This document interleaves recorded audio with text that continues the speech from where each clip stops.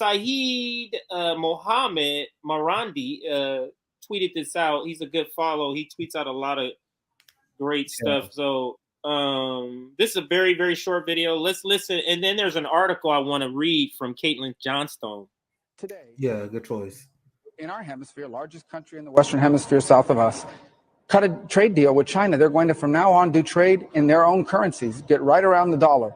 They're creating a secondary economy in the world, totally independent of the United States. We won't have to talk about sanctions in 5 years because there'll be so many countries transacting in currencies other than the dollar that we won't have the ability to sanction them. Today, Brazil. So Marco Rubio is mad that he can't starve, or the United States won't have the ability to effectively starve children, Nick, and women. Psychopath. We can't effectively do that, and he's mad about that. And I'm going to play it one more time because I got to hear it again, and then I'll read the accompanying article from Caitlin Johnstone, because she talks about how he kind of tips off something without knowing it. But I won't spoil the article. But let me listen to this, or let's listen to this one more time, and then we'll get to that article. Today, Brazil, in our hemisphere, largest country in the Western Hemisphere south of us, cut a trade deal with China. They're going to, from now on, do trade in their own currencies, get right around the dollar. They're creating a secondary economy in the world, totally independent of the United States. We won't have to talk about sanctions in 5 years because there'll be so many countries transacting in currencies other than the dollar that we won't have the ability to sanction them. Oh, we can't start the kids no more. That's my fear. God. That is the fear. I mean, your fear is not that people are going to be paying in high inflation prices. That's not his fear, Nick. His fear is that we can't starve people in other countries and use that to overthrow governments. Go ahead. Let me tell you guys something. I never suffered from Trump derangement syndrome. I always thought this shit was funny. Like, Trump is just one of the same. And I remember during the Republican primaries while A1 was freaking out, you had the Morning Joe and liberal ties that were rooting for people like Marco Rubio to beat Donald Trump. You guys remember the Republican primary in 2015? Shit was hilarious. Hilarious. Watching Marco Rubio get roasted by Donald Trump was so cathartic. Yeah, I love that. It was so cathartic. And I'll tell you, I explained it so many times. The reason why I did not have Trump derangement syndrome, do you guys understand the bullets that we dodged?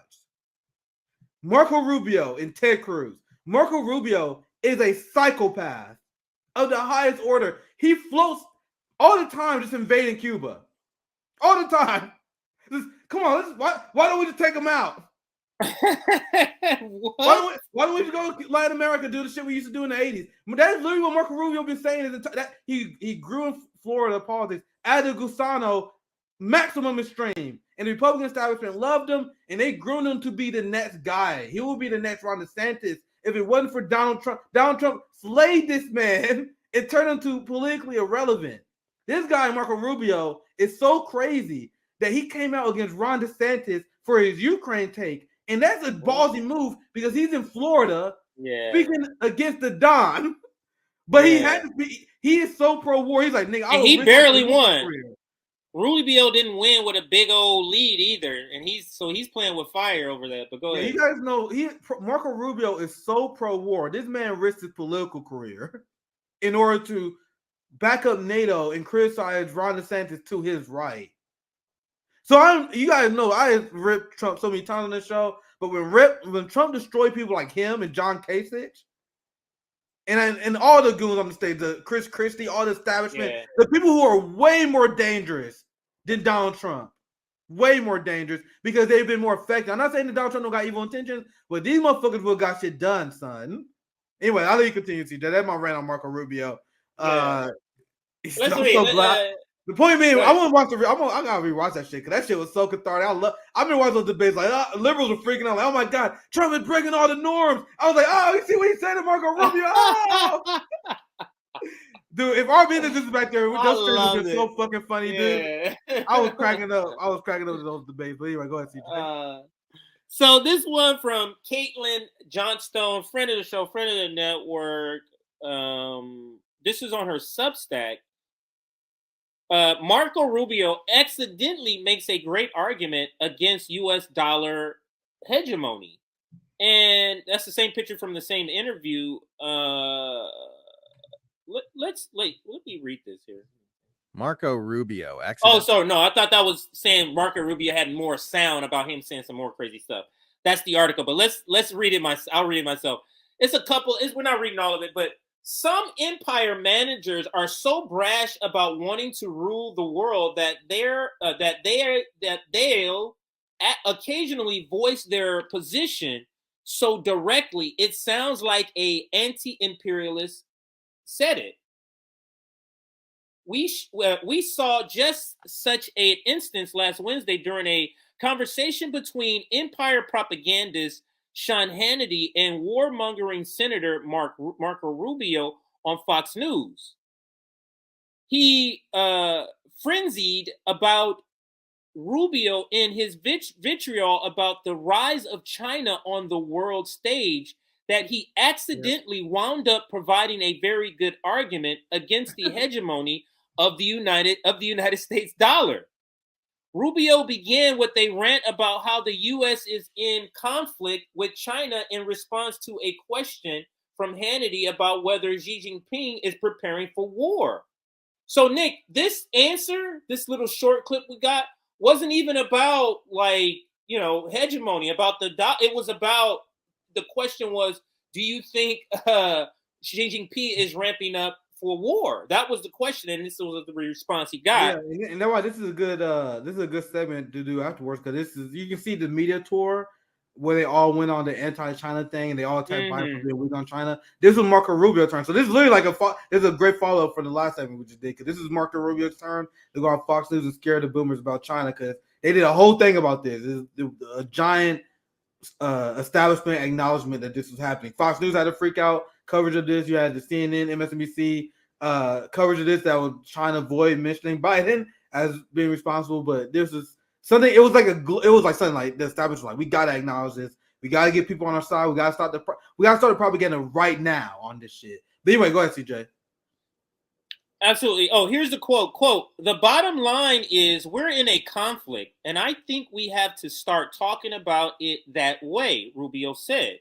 Quote, crazy. I was very young, obviously, at the end of the Cold War, but it's been about 30 years since there was another superpower on the earth that was in conflict with the United States. We are back in that place. Man, we need to stop pretending like that's not the case now. That's Marco Rubio, and this is a short clip. He says a little more, so let's watch it. This guy is a freaking threat. You talking about a threat? I was already watching it, but let's watch this. Listen to this. Here now, Florida Senator Marco Rubio. Senator, how are you? And don't worry, it's not long. It's only like 4 minutes. It's not a long clip, so let's watch.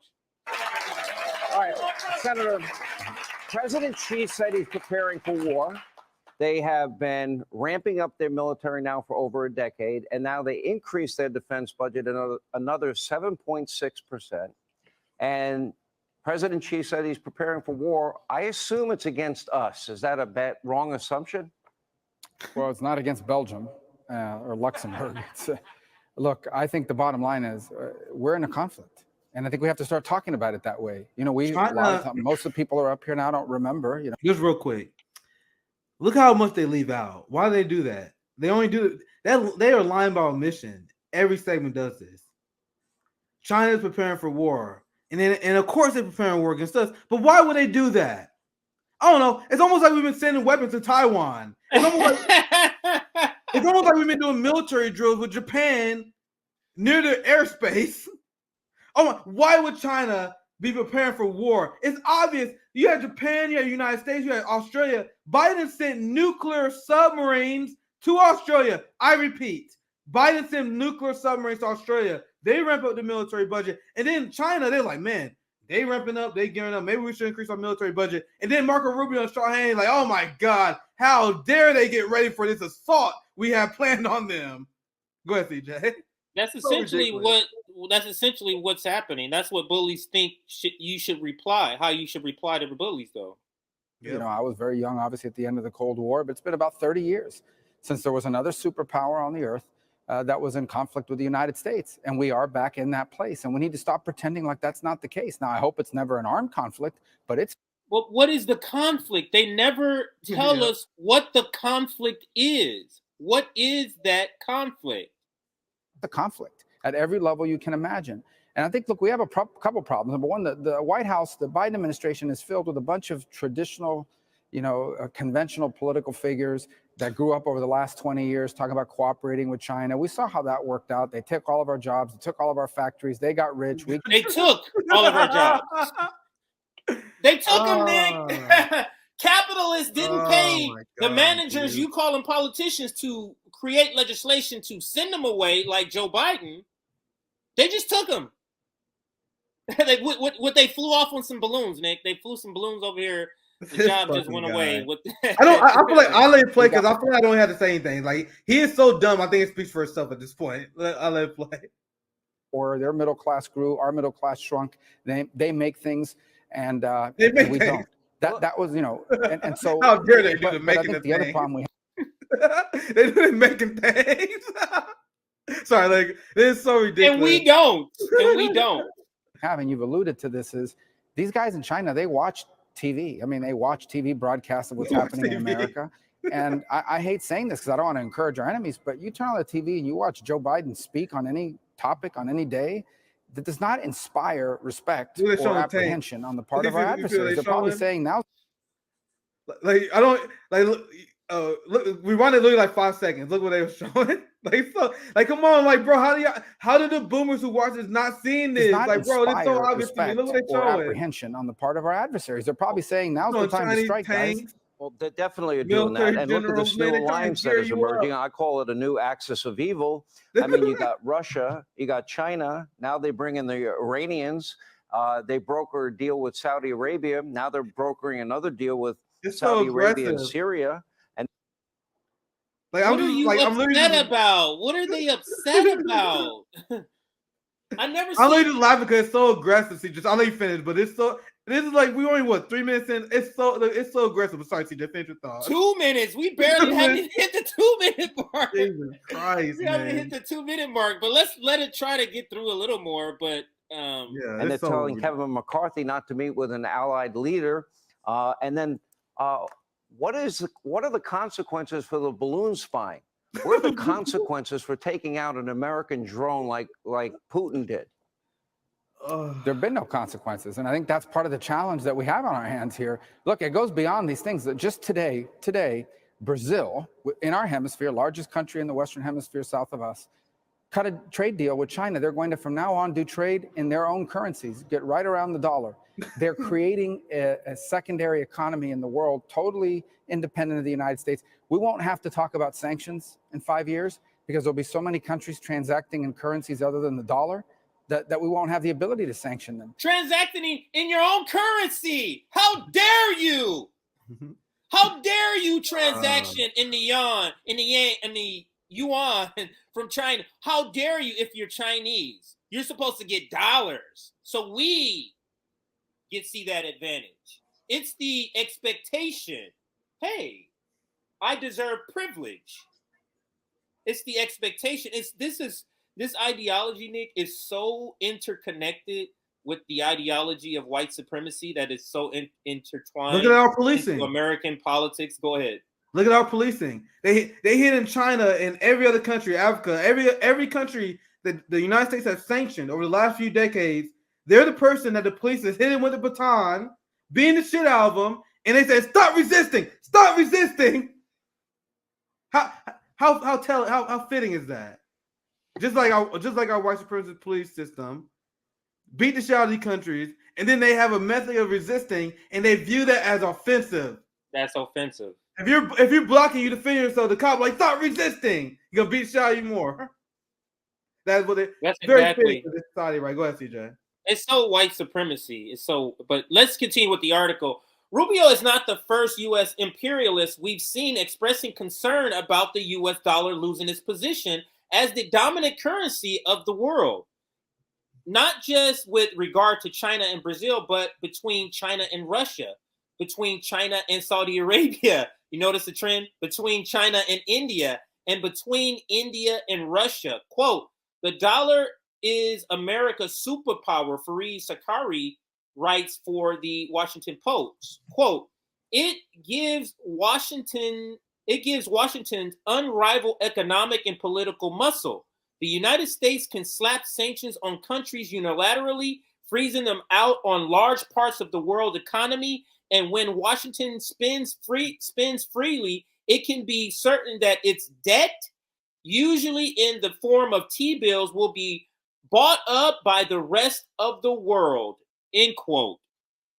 This guy Fareed is not that good. I don't know if people know that, but this guy Fareed is not that good. Let's continue with just two more paragraphs. He's another here. guy that they allow. Like, he one of the lead Ukraine guys on CNN, right? Yeah. Like, he one of the people like with Ali Vesh. He one of the people that do significantly more Ukraine segments than most, and they are all garbage. and when you watch him, you know why he's that guy. You know why he's that guy. But go ahead, CJ.